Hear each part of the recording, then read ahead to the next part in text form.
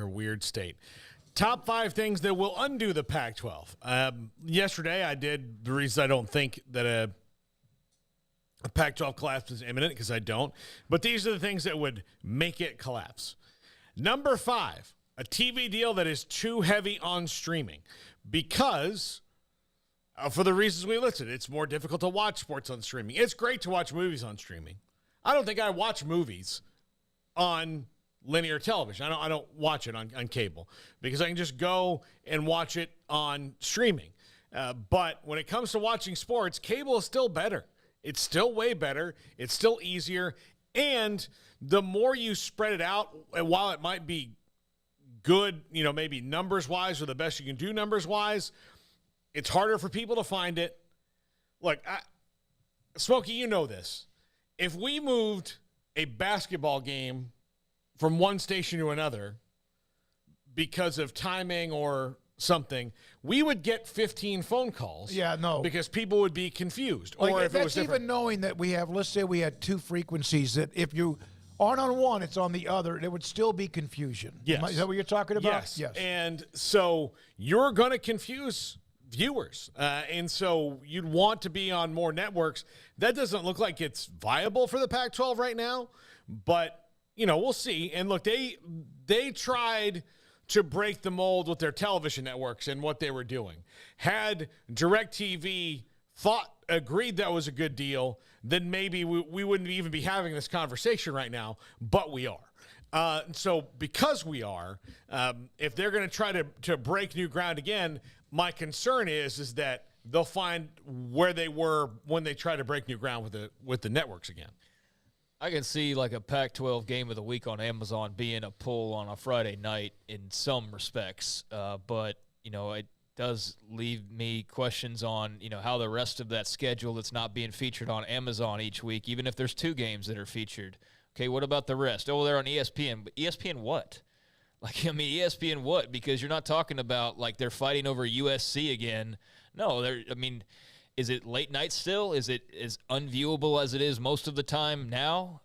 And probably for less money? That's the questions that I have whenever the Amazon piece is brought up of like, yeah, it was Amazon. Yeah, but you're talking about 1 or 2 games every week. You're not talking about the full schedule. So a feature with, then ESPN floating the rest of the games each week and putting those in prominent positions, I guess you could really make that work, but that doesn't sound like what it's going to be. It doesn't sound like that the rest of the conference is going to end up with like great spots on ESPN's network. So, yeah, I think the deal with streaming is this. Just brought up a little while ago, like first time ever that whatever streaming footage has been watched more than linear TV or traditional TV, and they bring up TikTok and YouTube as examples. With TikTok in particular, that's not talking about sports in any form or fashion. No. That's not talking in any way, shape, or form about watching football games. And then on the streaming side of things, you can argue that, like, well, Hulu has live sports, or you maybe watch YouTube TV, you watch live sports. But are they talking about that, or are they talking about all of the Netflix shows and all of the Hulu shows and all those things that you stream and watch on there, like movies, Paul, that you said you don't watch on traditional TV? That's what's doing it. It's not sports that are swinging it wildly in the favor of your streaming channels and Amazon for being the prime example here. So, yeah, I still feel like if you're a sports organization or a team or a conference, you want your stuff on ABC, ESPN, NBC, CBS, like the main channels that we all know and love.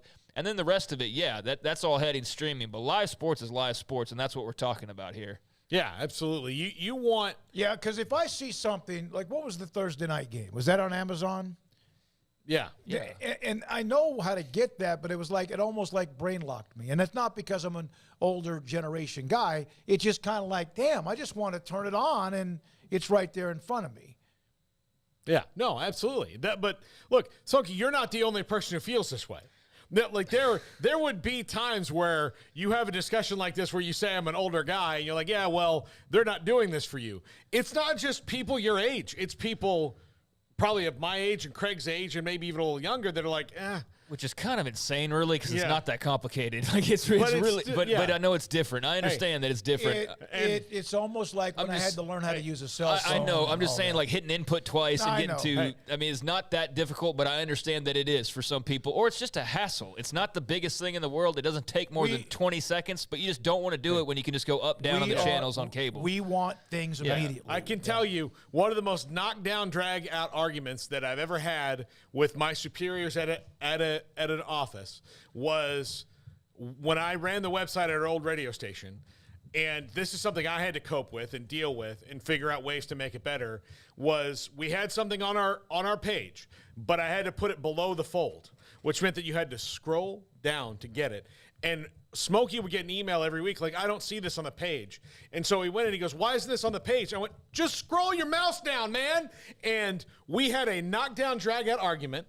And then it finally occurred to me is like, you know what? I'm going to have to figure out a way to do this because I cannot convince him to do this. Like, that was all. But he wasn't the only one. He was getting emails about it. So again, you got to make it simple, or Americans. Here's always been and I know that people disagree with me on this, and I know we disagree on this at times, just because, like our website, if somebody's a customer and it may be one person, you should still try to help solve how they find what they're looking for. Yeah, I should have felt that way if it was like one guy like, I want to scroll. Like, all right, buddy, please. Make an effort. But anyway, if it's 10 people, then you've got an issue, right? And so that's where it is. Number 4, infighting. I don't know how true, like you hear about rumors that this school and this school is mad about this and mad about that. I don't know how true any of that is. But if it is, those are the things that will eventually, over the long term, hurt you. It took the Big 12 a decade of infighting before it really undid itself. I don't know how long the Pac-12 would really have had any infighting, but it's maybe in the genesis stages if that would be happening, which means that maybe not this one, maybe the next one, but in the future, they might be kind of over each other and moving on, and maybe for petty reasons, or maybe for reasons because, the Pac-12 is the conference with the most amount of different schools. Everybody's kind of different in that regard. They have little pockets of they're the same, but none of them are all the same, all 10 of them. The SEC ever been through any infighting? I mean, not that we know of, sure, but but like public. No. Yeah, there's been like public spats that have gone there, but eventually what happens is the commissioner puts his foot down and says, both y'all shut up and go behind the scenes and we'll deal with it. You didn't do when Slive was there, they wanted to make sure if they ever did get public, he would hammer them, and just like Sankey would do. Now, the Big 12, when they had Beebe, and then, of course, with Bob Bowlesby, even though what he did was good to get the 4 in, they've had public spats and disagreements. It's been sloppy. The Pac-12 so far kind of seems to have avoided that. I don't know that there's really a lot of aggressive people in the Pac-12, though, that would be like a Lane Kiffin-led Ole Miss team that's quick to just pop off at the mouth anytime they don't feel they're getting the right end of the stick. You know, like I think there's not that they're meek or anything like that. I just think that it's a different attitude out there, and it's not as in your face, so to speak. But yeah, I mean, who knows if there's any infighting going on? Certainly not, speculating or reporting that there is, but that could definitely come into play if those money figures aren't, what people want to see at the end of the day. Yeah. Number 3, SMU and San Diego State not bringing what they need. We'll see. I mean, I think those are fine additions. I think they'd be fine additions for the Big 12 if they wanted to do it, although I prefer San Diego State to SMU just based on the expanse if I'm the Big 12. But if that move doesn't work out the way that they want it to, then that would cause maybe a little bit more scuffling when it comes to let's go somewhere else. Or if there's schools in there that really just don't like the idea of those two schools. There probably might be. Go ahead, Craig. I mean, they got to agree to let them in. Yeah. So, I mean, they're not going to have a problem with it at the outset if they're in the conference, because without the schools approving it, they're not in the conference. So, what are their expectations for these two, up until this point, non-Power 5 schools? We know the argument with SMU and Dallas. I understand that there's the whole sleeping giant argument, and that's what the Pac-12 is banking on, and the same thing with San Diego State.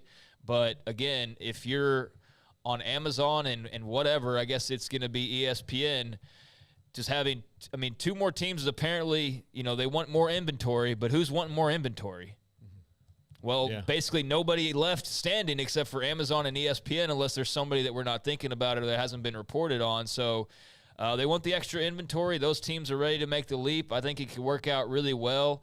But again, where are we watching all these games, and do they help change that we're watching these games on different platforms? Like, do they help bump the Pac-12 to a different level of exposure that they otherwise wouldn't have had, or another level of monetary value that they otherwise wouldn't have had? It's hard for me to imagine that unless the offers rolling in right now are so low that, yes, by adding SMU and San Diego State, that opens up all of these other opportunities that you're getting back to closer to where you were pre-LA school departures, but that remains to be seen. What do you? They need 8 of 10 to approve somebody coming in.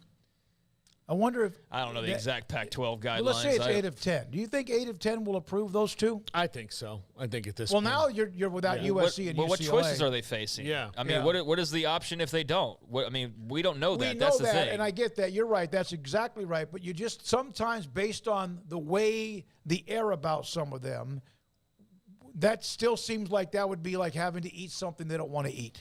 No, that would be UNLV and BYU and those schools. I mean, I think SMU is very much the Pac-12 type of school that if you were to dip into Texas, outside of Texas, that you would probably be looking for. And San Diego State, I mean, again, it's all about what they could be, not necessarily what they are right now. So I'm sure there's some pride that's having to be swallowed for some uppity folks out there that otherwise feel like they're above that. But guess what? That uppity attitude's got you kind of in the place that you are right now, where you don't really have a choice, to where you might be begging SMU and San Diego State to come and save the day for you in these TV negotiations, if in fact they make that much of a difference. Yeah, absolutely. Number 2, the different goals of all 10 schools. This is what I was talking about before, and I'm gonna keep hitting this home. The Pac-12 is unique in that all the SEC schools, all 16 new SEC schools, all 12 Big 12 schools, all the Big 10, all of the ACC, really. Then the ACC kind of remains to be seen. They can't really say much because what does it matter? It'd be like, man, it'd be great if I won the lottery. Well, I can keep playing, and if I do, I do, but more than likely I'm not going to. But Arizona and Arizona State and the 4, Utah and Colorado, are all kind of different. They're in like a little pocket here. Washington State and Oregon State are. Washington and Oregon are. Maybe even Washington, Stanford, and Cal are, and Oregon might be kind of somewhere on its own based on how things are. So nobody's got kind of the same maybe long-term goals as they might have, which probably makes it difficult to figure out who you want to be 10 years from now. I don't even think that Utah is really in that pocket with the Arizona schools at all. Probably not I either, think they're probably more like Colorado. And I think even based on yesterday, where was that? Maybe, it was yesterday with Matt Rhodes, that just because Arizona State might be interested doesn't mean Arizona is, or vice versa. Doesn't mean you take both Arizona schools like it's some sort of a package deal. So, I think that my encounter with average Utah fan is they want nothing to do with the Big 12. They're above it. They're better than that. And they don't want to be in the league with BYU. They don't want to be in a league with BYU. Right. So they're over it. Colorado, I think there's some element of like having to come walking back to the Big 12 after you left years ago. I can see that. And you're worse for wear than when you left. Maybe not money-wise, but they're not better, on the surface, athletically, that I've seen in any way than when they left the Big 12. They're worse, if anything. Not many teams that have left the Big 12 are, and they're one of them. A&M's richer. They're more, they're more stable. But that's not the argument, is it? It's if you want to talk about stability and financially, but as far as competitively, no, I wouldn't say that they are. But there's definitely some lines in the sand. I just don't know how firm those lines are. Yeah, absolutely. And number 1, I like the Sun Devil. The Big 10. The Big 10 comes calling, then that's what can break it up. But since it's not going to, since the big bad wolf is asleep right now, I think we can. The big bad wolf is in Chicago. Yeah, exactly.